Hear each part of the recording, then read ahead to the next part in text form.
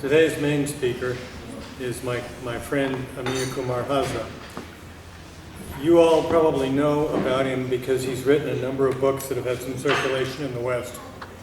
One of them, of course, is his autobiography up to about 1984, thereabouts, called Memoirs of a Zetetic. For those of you who don't know, a Zetetic is somebody who's a thoroughgoing pain in the, about belief. He requires proof of everything. So that's the Memoirs of a Zetetic. Then he and I together wrote a book called Of Men and Meher Baba. And then subsequently we have a new book coming out called Seekers of Love, which is the stories of a number of Indian Baba lovers. And we have enough material for a second volume, Western Baba lovers. There is also a website, trustmeher.com/Zetetic, which contains Amiya's correspondence with beloved Baba. The amount of that remains is on the order of 160 letters, one of which we're going to be talking about today, with Amiya's explanation of Baba's letters to him. So, as an introduction, Professor Amiya Kumar Hazra.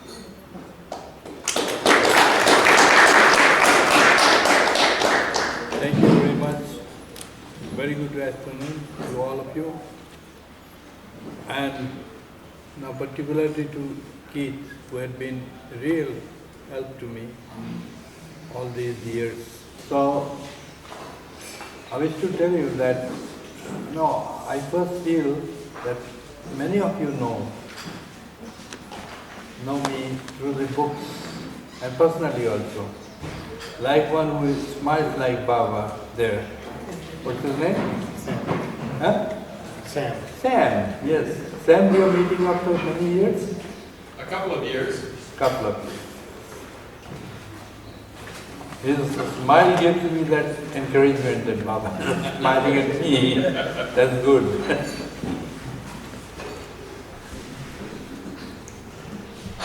So dear friends,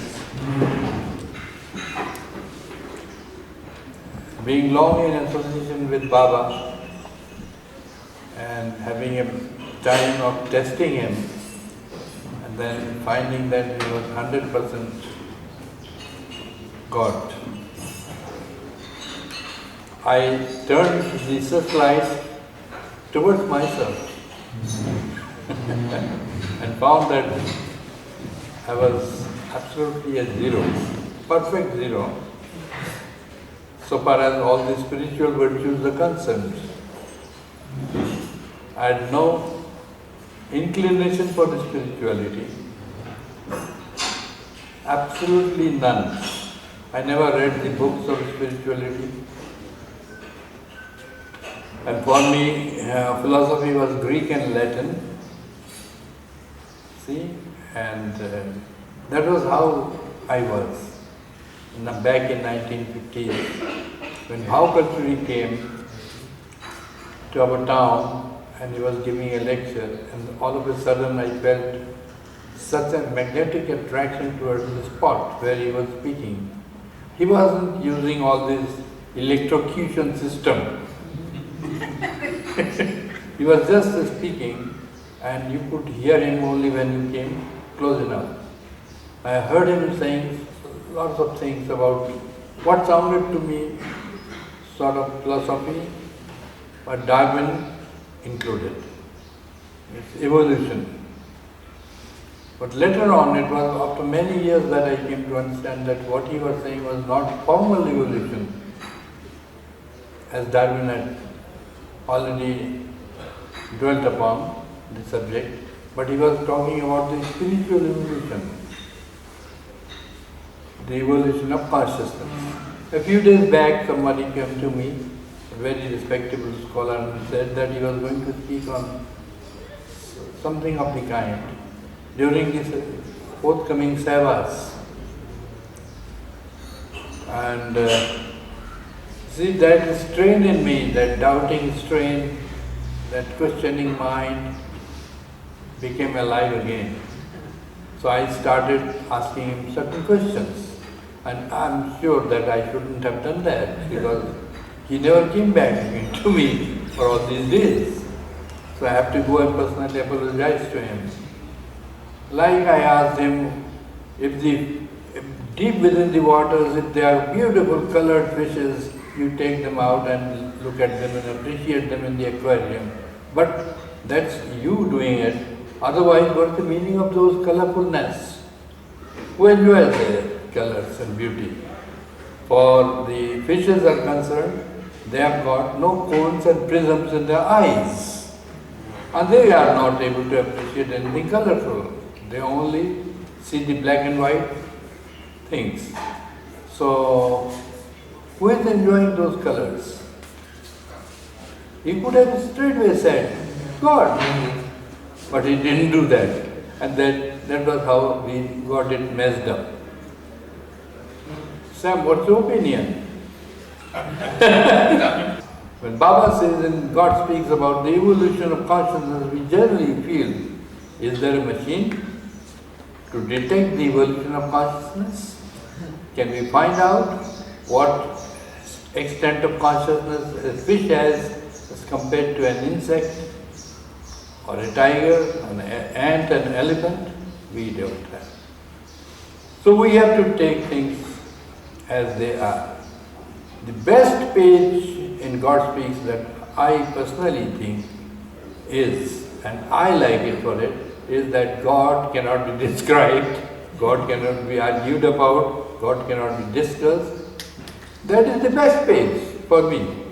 The rest of it is only Baba knows what he speaks and what he understands what he's saying. Do we understand really? It's a question. Like, do we understand mathematics? We say yes. When the very opening sentence of God Speaks is, all souls were, are and will be in the oversoul, I feel overjoyed that we are going to be and we were in God. But when he says all souls, the mathematical side of mind pops up. How many souls? How many? All means what? How many? And then comes the second sentence, I feel flabbergasted. It says all souls. So one.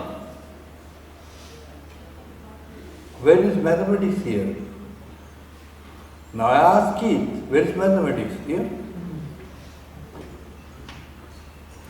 Infinity is pretty hard to deal with mathematically. So, take God Speaks sincerely, try to read it. As Principal Niranjan Singh used to read it, he was a great scientist and principal of science college. And I was there, and in my presence he was asking Baba, Baba, I read God Speaks for 6 times, I have not been able to understand anything. So I said, read for the 7th time. then you will understand. I had little hope. A person who cannot understand a thing of 6th reading and such a big scientist. What God Speaks, I feel, is something which this book, is to tell you that you cannot understand God. That's the best achievement so far as I'm concerned. You've got something else, you can tell me. Except parrotry, reproducing the book, or with your memory quoting Baba's statements. It's a grand book. It has got great music inside. Everything is fine because Baba is saying it all. But I personally feel I do not understand it. Anyway, I definitely shall like to attend the God Speaks session. You have got one? Do you know that? God Speaks session? Yeah. Yes. So maybe some are there who understand it. Anyway, yes. On that topic, do you want to switch to the whim and Ramanuji Varma? Yes, okay. Keith is the tamer. So, Okay, I tell you something about, again, another very difficult to understand topic is, which he wants me to speak about.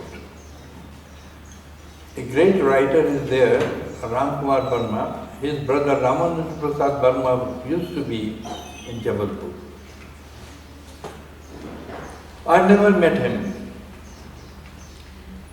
And one day, a call came from him to someone for me to meet him. I went there. We sat.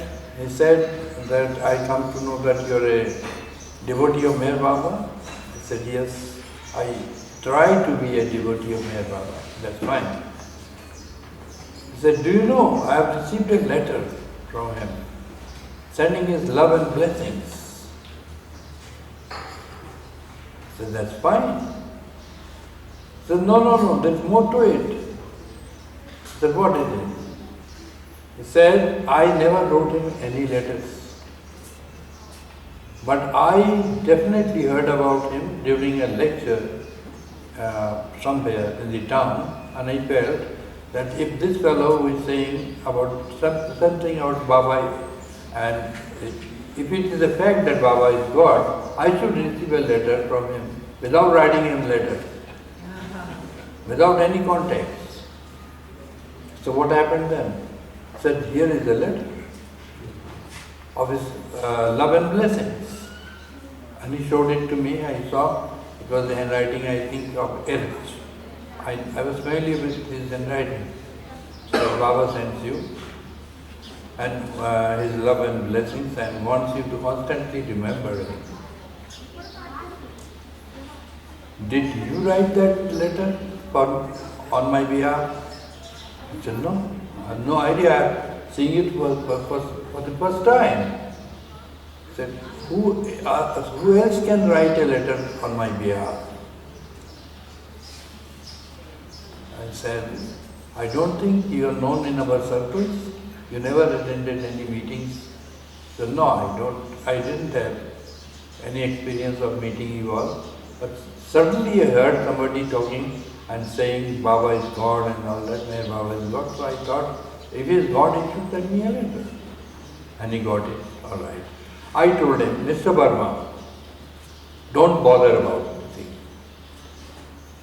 It has always been like that with Meher Baba. And letter or no letter, communication through any channels conceived by human beings and developed by human beings has nothing to do with his knowingness. He knows, simply.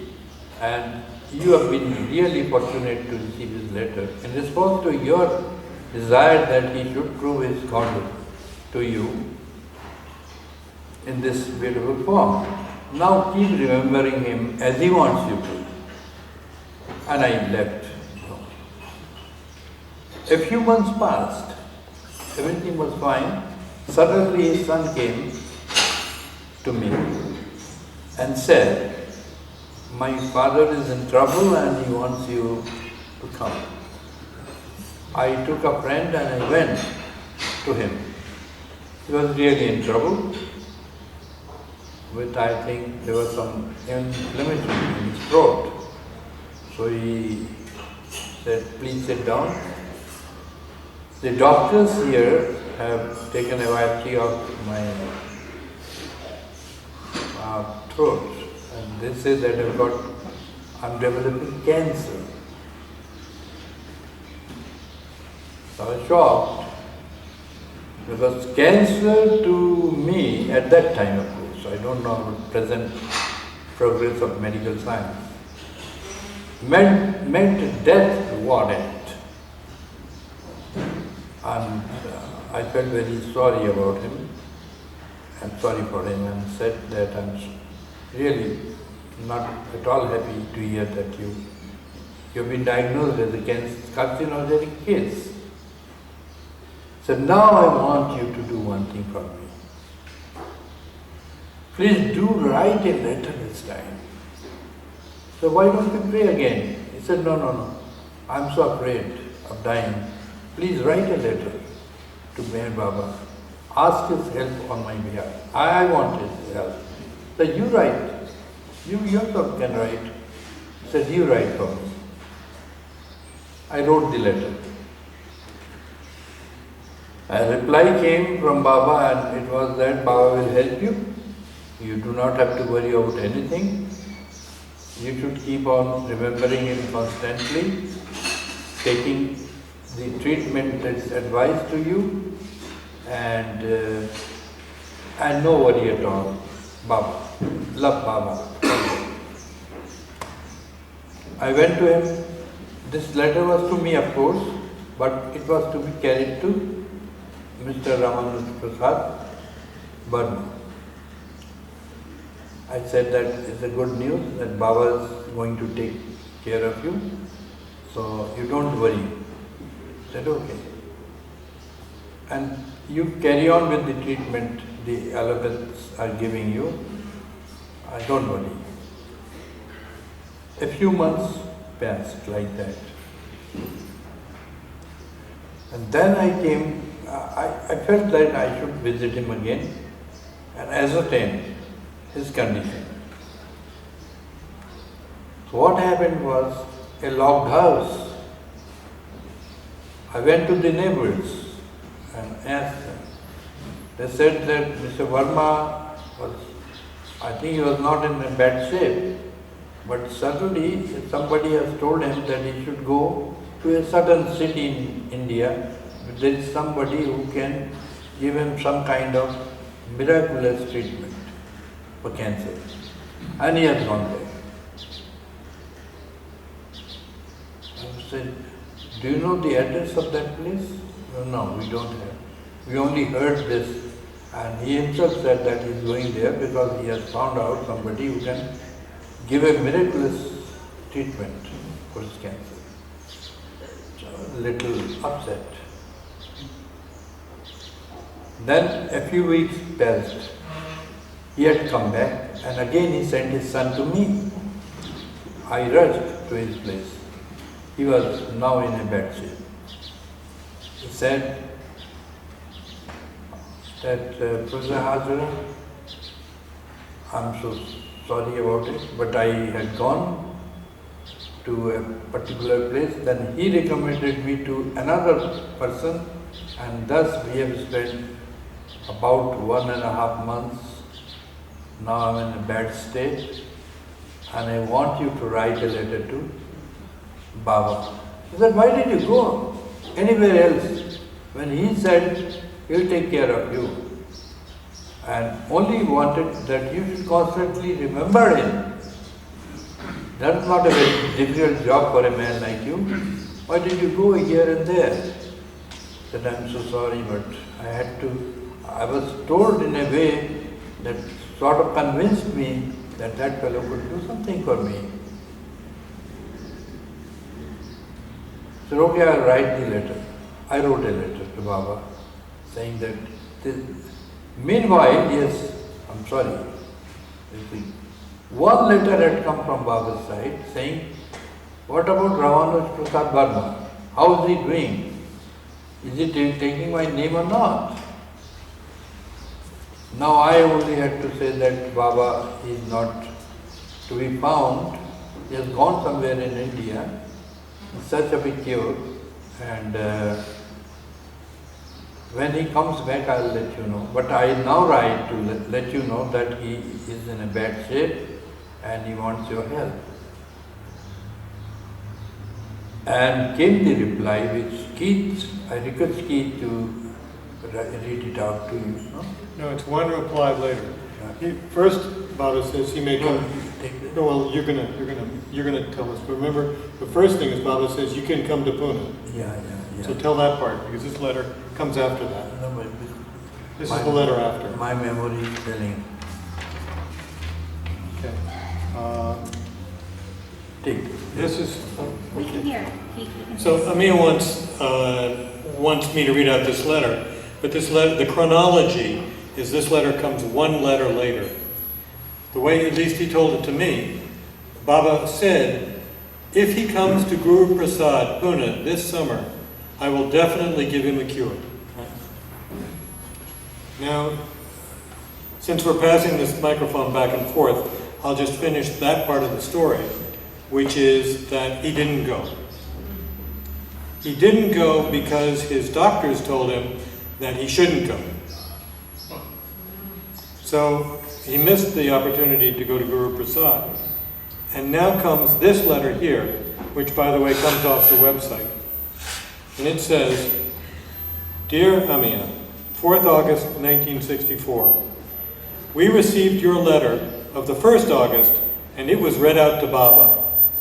Baba felt happy to know that your mother's health is now better. Baba wants your mother to take care of her health and not worry about anything. Of course, he says Mataji. Now it is too late for us to do anything about Sri Ramanuji Varma. Baba had inquired about him during summer, and he inquired about him not once, but quite a few times, and he was in a very different mood at that time. If Sri Varma had established a direct contact with Baba at that time, then it was possible that something might have been done for him by Baba, because Baba at that time was divinely inspired to remember him, and of his own accord he did so, and he had sent his love so that Varma might come in his contact. Amiya remarked at the time when we were taping this, that this remarkable passage suggests that it was commonly understood by the Mandali that in the right mood, Baba could and would heal anyone. Now, the letter continues. Now, Baba is very soon going to free him, Varma, from all physical pain, and Baba is going to call Varmaji to him very soon. It is also Varmaji's good fortune that without making any effort, he would be going to Baba and receive Sadgati. Want to tell what Sadgati is? Means in Sanskrit, Sadgati means he will be, I think, liberated. Now you will be definitely feeling what we said to you about the lahar. You must be getting some idea about it. The lahar, that's the whim, is never bound by cause and time. It comes all of a sudden, and it is not deliberately brought. Baba's whim is beyond time or cause. Now this is Bao writing, but he's writing in the Hindi correspondence stream. He's been in to see Baba that morning and received the instruction to write this letter. The letter goes on. I am reminded of a story in this connection, the story of Pirani Pir. He used to live in Baghdad, and he was a perfect master. One day he was in a very happy mood, and he asked a boy, "What do you want?" The boy looked at him and said, "I want you to bring back my father to life." The father of that boy had died 12 years before. Pirani Pir asked that boy 3 times the same question, but the boy insisted on only one thing, and that was to see his father was made alive. And seeing his insistence, Pirani Pir did make his father come back to life. If that boy had asked for God realization, Pirani Pir might have given it to him at that very moment, because he was in a very, very happy mood. But after his father came back to life, the boy went back to Pirani Pir, and now the boy wanted God realization. But the moment had passed, and now it was not possible for Pirani Pir to give him God realization. In the same way, the times are now different for Ramanuji Varma, and his son has sent us his letter. But Baba's mood is absolutely different now, and he doesn't want to do anything for him. Even so, Ramanuji has received his grace, and he will keep him happy in his own proximity. We have been ordered by Baba to tell his son that Baba is going to free his dear Ramanuji Varma from all his earthly pains, and is going to call him to himself. And therefore, the son and the mother should not feel unhappy. If you get some time, please go to Ramanuji Varma and tell him to remember Baba constantly now. He must be suffering untold agony because of his illness. Therefore, the earlier Baba calls him to himself to give up his ephemeral body, the better it would be for him. Please do not make any questionnaire about Lahar. If you have any questions about it, then individually, when you come to Pune, you can ask about them. Well, there's a little more, but that's the essence of the thing about the whim. And then, as we were taping this, Amiya said, Well, this is what the note that I wrote says. As so often, Amiya's whimsical sense was aroused by the idea of God's whim. He said, could this whim mean that even in God's case, there may be acts that contain no volition, no planning, no deliberation, no premeditation? Such acts might even surprise God. A little more comes on this same topic from Baoji a year later about the whim. Now, I'm not sure that there's two whims, but when you talk to Don Stevens about the whim, you're talking about the whim that caused creation, that whim that launched the act of creation. This is the same whim, I think. The word is the same in Hindi, or in whichever one of the languages it comes. And yet, this is, maybe you could say this is the micro lahar, and that's the grand lahar, or something. Anyhow, here's what the letter says. Baba's whim can do anything, and there is no cause for Baba's whim. It is independent of cause. But Baba does everything according to his own divine law, in a very spontaneous way. If he has to effect even a very, very small change, then he has to effect corresponding changes throughout the innumerable creations in the cosmos and in the worlds that he has created, because everything is related to everything else, and even one small change will mean changing the entire setup throughout creation. Because in an indescribable way, all the sanskaras get related to all the other sanskaras, and they are mutually connected. The avatar makes lots of changes, but all these changes are also determined by his primal whim, and that whim has created a mold, and even the avatar's will is in that mold. For example, to give a dog a human birth is a leap of evolution. This will definitely be a surprising thing, and people will take it to be a miracle. Can't you hear Bao saying this? This is in Bao speak. But if this is done, then you have to understand that the avatar has already decided that he would do this, and that is exactly how the innumerable things the avatar does are also determined by his fundamental will. I'm going to skip over a little bit of this because it gets lengthy, but now we see that last year a cat used to come from some other bungalow to this place. That cat would be Pegu, and you've seen him in the film yesterday, that pretty orange cat. And that cat used to sit only in Baba's room and also nestle close to Baba's feet. Whenever Baba used to sit in Baba's room, and Amiya also saw the cat and liked it, he told me, and also nestle close to Baba's feet. Whenever Baba used to sit in Baba's room, Baba used to take the cat into his lap and used to feed her milk and also give her his love. In her next birth, she will definitely become a human being. But how can this be explained in terms of evolution? Now the cat, the arrival of the cat, and the frequent visits to this bungalow of the cat have also made the owner of the cat become a Baba lover. This year, the cat is getting Baba's sahavas, but the cat's owners are not receiving it. Even when Baba goes away from Guru Prasad, the cat tries to remain at Guru Prasad. Passing through evolution and involution is a must for everyone, but when the avatar comes, he helps us all to a very great measure in both evolution and involution, and gives a tremendous push toward the spiritual unfoldment of all. His grace cannot be described in words. That's really the end of it.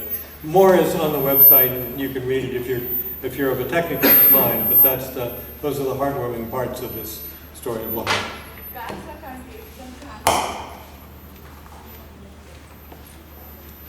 So, dear friends, eventually it was that letter, the last letter from Baba, on Ramanuj Prasad Verma, going to him and telling him that he was definitely going to shed his body and he should remember Baba, keep remembering Baba constantly before dying. And as Keith said, we have whims ourselves. You have noticed whims, have you? Like a lamb bounding. No cause can be found for it, but it does. Isn't it? Doesn't it just jump like a baby babbling, talking to himself or herself without any cause? So this is causeless. This activity is causeless, which we call whim. And absurd, which has no cause perhaps.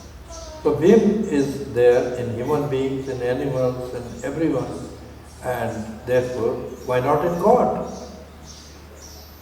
So we will not question the idea of whim, because whim is the cause of its being as it is. See, you understand? Speaking of whim, Yeah. tell about your whim that caused you to disobey Baba for the tonsils. Okay. And this was the reason that I disobeyed Baba again. When such an important issue was there, I was supposed to go with that letter to Ramanand Prasad Burma, give him that comfort that Baba was going to liberate him and he should take his name, repeat his name constantly. I didn't feel I had the whim not to go. Really, I could not make myself up to it to go to him. I told my friend, he said, well, you must go. It's Baba's order. I said, no, but I don't feel like going. He said, what man are you? You don't feel like going. Is that an argument? Disobeying Baba? I said, I don't know. I don't feel like going. Days passed like that. Then suddenly I felt I should go. And I took a friend of mine and went to the place where Burma lived. Found the door locked again. And the neighbor, I met the neighbor and he said that he is in the hospital. Most probably he will not survive for many hours now. In such and such hospital, if you feel like going, you please go there and you can meet him perhaps. Again, the same thing happened. When I rode the rickshaw, I felt I wouldn't go. I wouldn't like to go. Knowing too well that I was disobeying Baba, I didn't have the feeling of going to him. I disobeyed him and the news came that he had dropped his body. Can anyone explain why this sort of thing happened to me?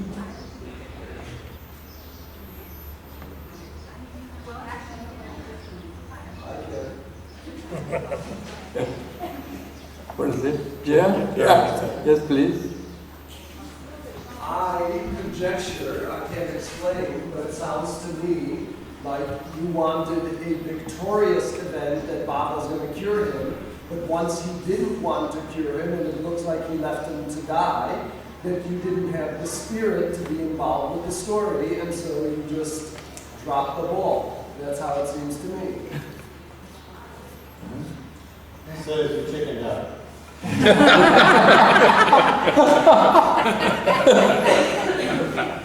I think you're right. Well, that's the end of Mr. Barber. Anyway, I'm so sorry about him, but also not so sorry because Baba had promised him liberation. So did Bob ever say anything to Dr. Hazra about that after? Did Bob ever say anything to you about not going to see him? Was there ever any discussion after that? Did you catch any? Baba was always tired of chiding me for disobeying him. And after all, I don't know, apart from the truth in his statement that I was chicken-hearted, I feel that it was again Baba's will that I shouldn't go and tell him anything about remembering Baba constantly and all that. I don't know. It's a messed up thing. Brains do not seem to work at such moments for us. Because I had been at this bedside of a dying patient dying of cancer, and he was Vishnu Prasad Yadav, Baba lover. He was dying of cancer, and he had allopathy, radiation, then he went to homeopathy, he went to Calcutta, came back in a worse condition, and he was about to die, but he asked me to recite Baba's prayers. I did that.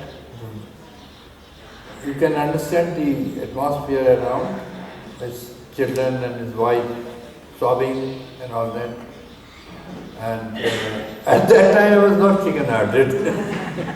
I did face the whole situation bravely. Baba gave me that courage too.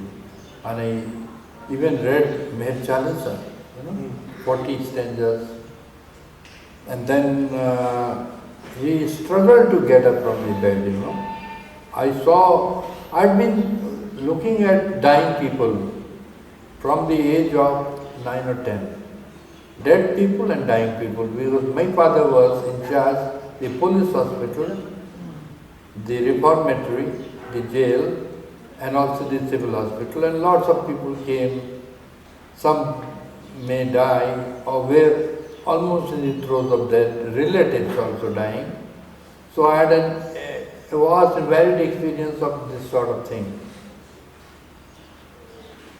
So what I mean to say is that it is no cup of tea. Yes. And this man, Vishnu Prasad Yadav, a brave man, just tried, the last moment, he tried to get up from the bed. Tremendous energy, and he succeeded in getting up, but then he collapsed. And that was the end of him. The doctor came and said, it's too late now, he's dead. But then I was by his side, doing all that he wished me to do for him. So well, this is, it appears to me that the subject is getting very gloomy. Let's switch over to something else. Switch to the tonsils. Tell them the tonsils. Yeah?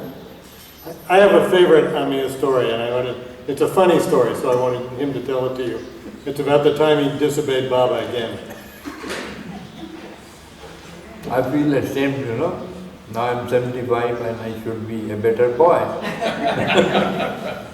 But then at that time, 1961, I was 30.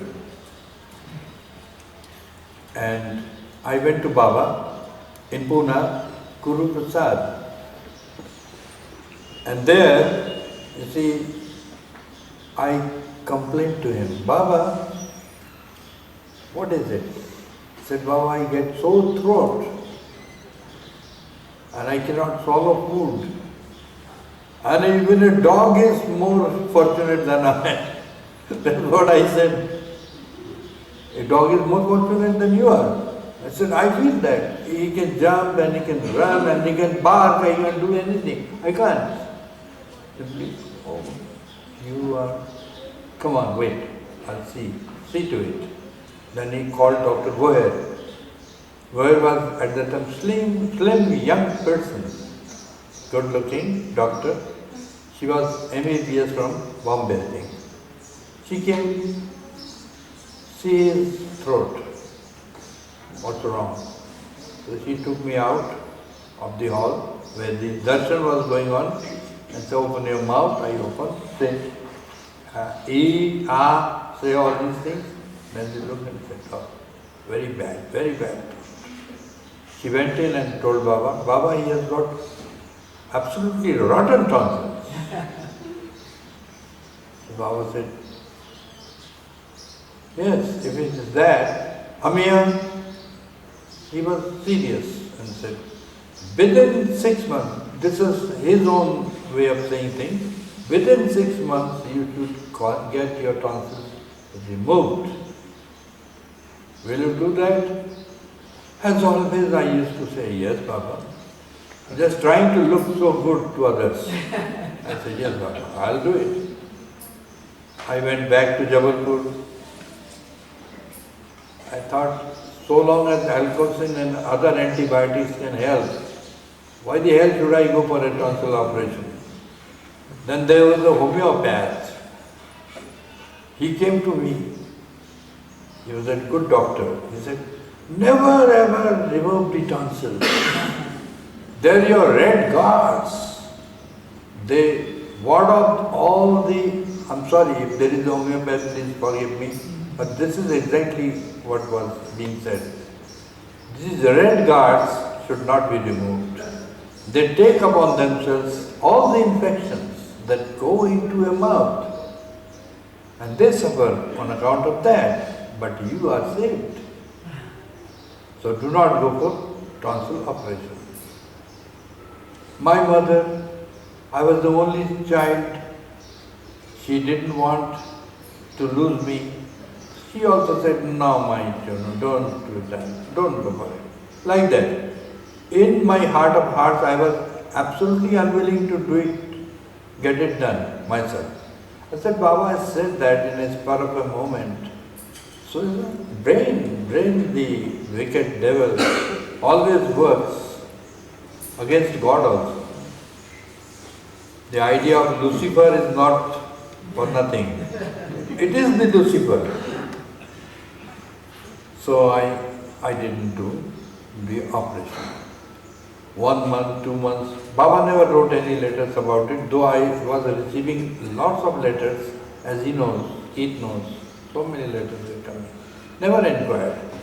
6 months, then 7th, 8th, 9th, 10th, 1 year complete. Then I get a circular, Baba will give his darshan, this and that, in Pune again. Everybody is welcome, you can come, like that. I went to Pune with my mother. As usual, as it was customary, Baba would call me, give me an embrace, allow me to touch his feet, sometimes hold my left ear, because incidentally the left was close to him. So he would hold it lovingly and all that was happening. So I expected all these endearing things.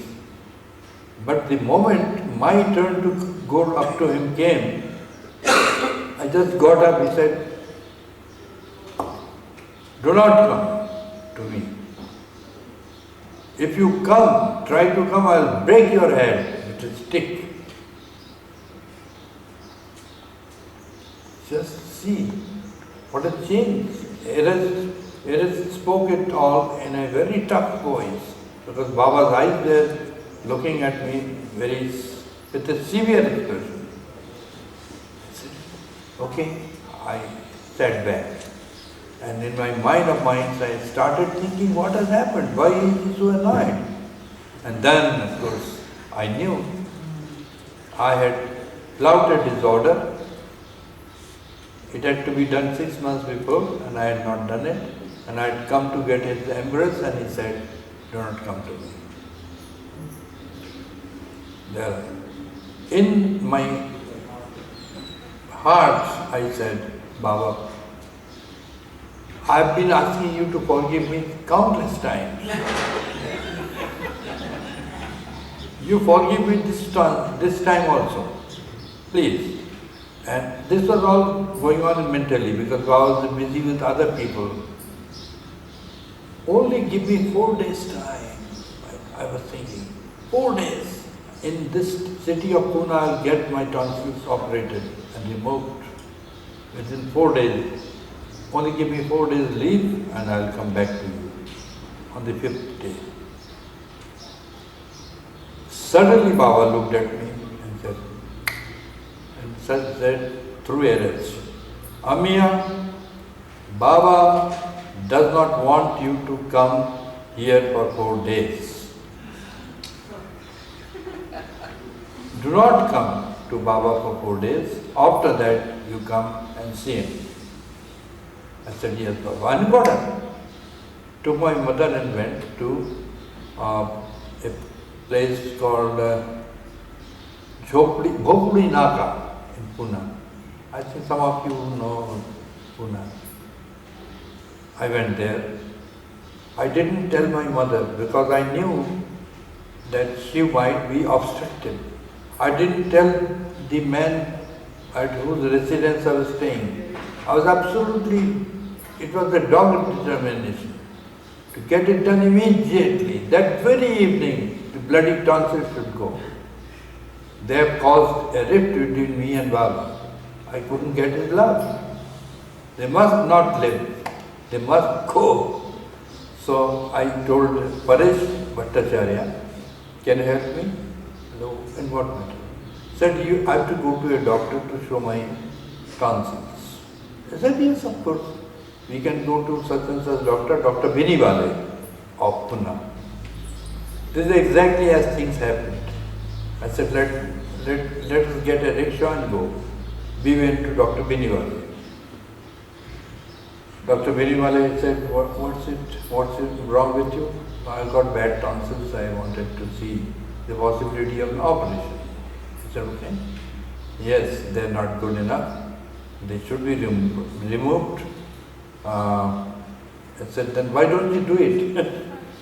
He said, what? Just now. I said, why not? Is it a child's play? I have to check your blood. I have to see whether you are anemic or not. And I have to go for many allergic tests. We are going to give you penicillin injections and you might be allergic to them. He said, Doctor sir, forgive me. I'm in a tearing hurry about this thing. I said, I'm so sorry. I can't do it like that. We have got certain ethics. We can't do that. I said, can you recommend a doctor who can do it? He looked at me and said, there is a very brilliant doctor. I don't know whether he will agree to it or not. He is Dr. Rahatekar. He is practicing and successful surgeon. You go to him.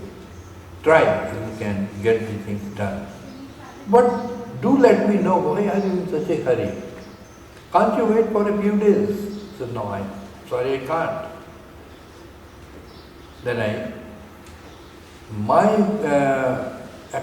the companion said, oh, what are you doing? Operation? I didn't tell your mother. You are now telling me. I said, please keep quiet. Let us go for the thing. Said, oh no, this is bad. It is impulsive. You have proved to be very impulsive. And it's all on me. If something happens, your mother will not leave me alive. Please, let's go to Dr. Rahatekar and see what he does. So we went and Dr. Rahatekar, young, brilliant guy, looked at me. He heard the whole thing and said, well, it's fine, but then why do you want it today? I said, I couldn't tell him that I've got only 4 days. So it needs some time to recover from the whole thing after the operation, the post-operative phase. I said, doctor, please do it. Incidentally, at that evening he was free from other operations. He looked at me, but do tell me why are you in such a hurry? Then I told him, I've got a master, his name is MeherBaba. He is giving darshan in Guruswar, Pune, Band Garden Road. Oh, I see, yes. He wants that this should be done. He looked at me for just about half a minute, and I was praying to Baba, make him do it. Make him do it. And suddenly he said, okay, we do it. I was so happy. And think of the companion. He was just about to rush out of the hospital. He says, my God, you're mad, and this and that. I said, I'm signing the, you see there is a formality, you have to sign. Somebody has to sign, the guardian or somebody. So I said, I'm signing that if anything wrong goes, something goes wrong with me, then I'm responsible, don't worry. I signed the paper. He gave me injections, and then of course he wanted, do you like to have to walk into the operation theatre, or will you like to be on a stretcher. I said, no, walk in to the OD. Okay, you are a brave guy. Come on. Then he took me to the operation theatre, made me like this, a semi-reclined posture, bandaged my eyes. And then he said, call Biniwale, the same doctor who had refused also to come here. We were together, and then he said, what do you do at Jabalpur? I said, I am doing this and this research work. What is the topic? Open your mouth. What is the topic? I was not able to see because the bandage, black bandage. Oh, it's early impact of the Industrial Revolution on the early Victorian novels. See, that sounds interesting. Yeah. And certainly he found that there was a prick, hardly a small ant pricking, and it went round. I said, are you operating on me? No. And then something was pulled out. And keep your mouth opening. Yes, spit here in the like that he went on. Then what the other things about the subject? Now my voice was changing. Then again something happened, a prick and a circling. That was the knife was working, but I didn't exactly feel because this was already under anesthesia. I was not given a general anesthesia, it was a local anesthesia only. Then it was again pulled out. By that time Dr. Biniwale had come. Now I said, doctor, I can't speak. I feel I am speaking from moon. He said, don't worry. It's okay. And said, Dr. Biniwale? He said, yes. See, look at his tonsils. Oh my God. Rotten, absolutely rotten. So, don't you think they should have been operated and removed 6 months before this time? This is what the doctor was saying. I felt as Baba saying through him. Then of course the rest is, it was all right. Baba meanwhile asking why Amiya is not coming. Imagine, it was his order and now he is just pretending innocence. Why is he not coming? The heir said, shall we send somebody? Yes, do. Send somebody to find out. After the 4 days were over, there was severe pain. Anything removed from your body, then I had to take lots of ice cream just to cool off the burning sensation. After the 4 days were over, I went to Baba. As usual, there was a big gathering inside the hall, packed, and Baba looked at me. Now this time he looked with happiness. And what he did was like this. Question, did you get them removed? I also didn't speak. I said, yes. Fine.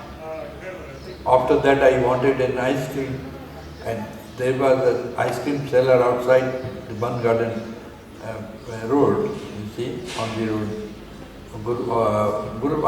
I was about to leave Guru Prasad when I saw a very strange sight. Pukar, you know all of you know Pukar? Huh? Yes. Achha. You know the story. So, Francis Brotherson was lying prostrate, like this. And Pukar was standing like this. One foot here, the other on the chest of Francis Brotherson. This drama was going on outside at the veranda. While Baba was giving darshan inside, they were rehearsing Shiva and Parvati. Shiva and Kali.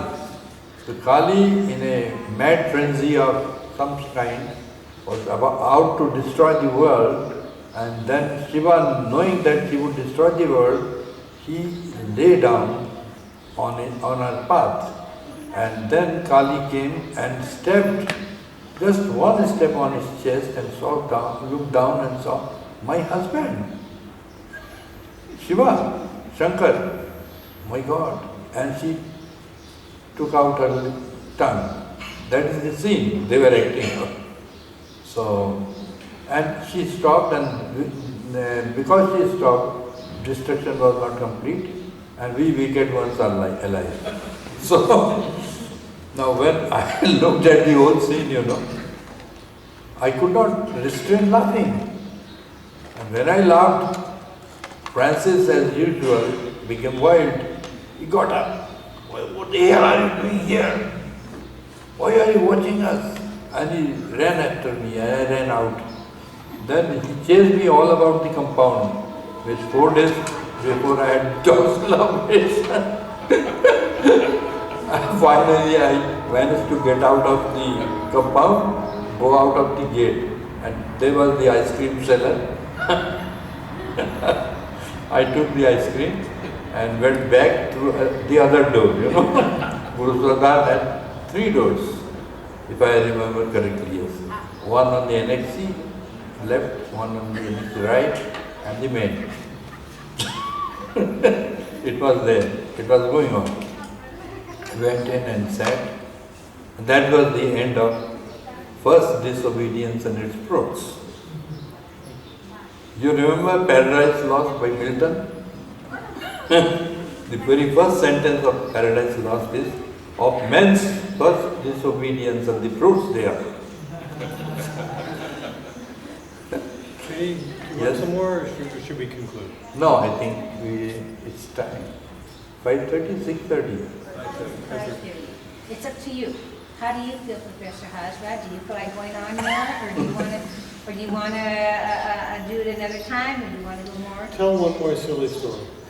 The one I have in mind is the time when you saw Pukar. So, this time, Baba's darshan was just over, and people filed out of the hall. That hall, unfortunately, the whole building almost is demolished. Nothing is left. I do not like to think of the beautiful hall now as it's not there. Like everything in this world which is subject to destruction, the Guru Prasad Hall is destroyed, along with some of its memories, which we are trying to retrieve to writing. As everybody went out, even including Eraj also went out, Baba and I were alone. And all was quiet. Then Baba got up from his sofa and looked at me smilingly and said, like this, come along. I said, that's fine. So I was just behind Baba. Then he stopped at the door and of the NXC, and he looked at me and said, look out. Without no words were exchanged, he didn't speak. So he gestured. So I looked out. What did I see? I saw a very droll saying, Pukar and what's his name? Deshmukh. Deshmukh. C.D. Deshmukh. Have you heard of C.D. Deshmukh? They were standing. And when Baba told me to look, I saw what was happening was that Pukar was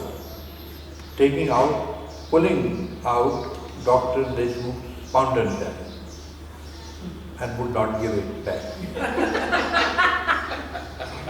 So when he also was not talking because Baba was inside the hall, he thought so. So, and while we were watching, and he said, so he gave him the fountain pen, but took off his cap. So again he looked, no, give me my cap. So he gave him his cap and pulled out his fountain pen. So this was the scene. It was happening and Baba was looking at it. And Baba looked at me